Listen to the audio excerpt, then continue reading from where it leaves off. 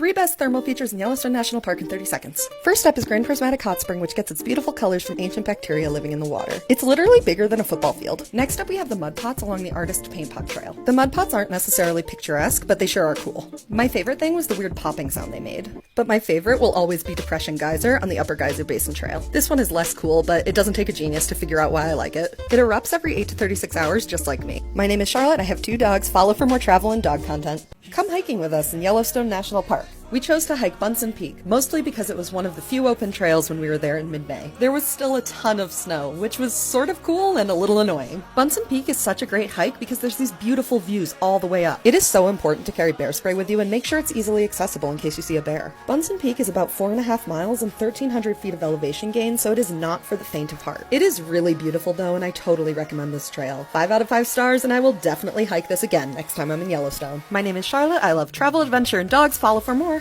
Here are some of the animals you can see when you visit Yellowstone or Grand Teton National Park. Cute little foxes. You'll probably see some bison. We got super lucky and saw a moose. Oh look, an old man bison. Maybe even a few bears. Ew, what is that wild animal? Oh hey, another bison. You might get really lucky and see a wolf. Elk, yum. Did I mention bison yet? My name is Charlotte, I have 2 dogs. Follow for more travel and dog content.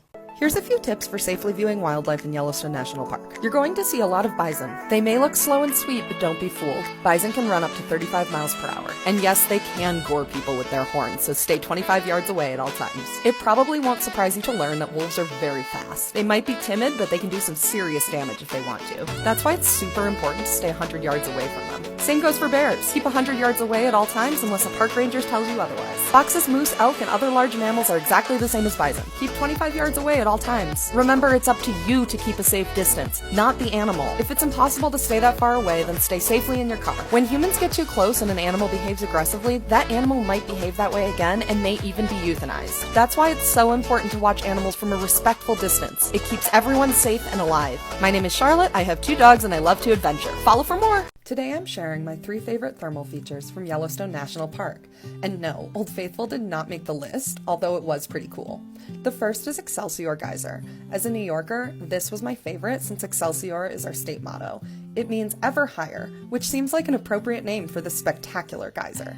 Number 2 is Grand Prismatic, a massive hot spring with vibrant colors from primitive microorganisms. It looks like it came from another planet. Number 3 is Dragon's Mouth. It got its name from the pressure bubbles of steam that explode in the cave and make a creepy growling sound like a dragon. Whoa! Wow! Where am I? Where the fuck am I? Everything's so perfect! So perfect. No snitches, Bitches. bad bitches. Ooh, that ass. It's a whole world!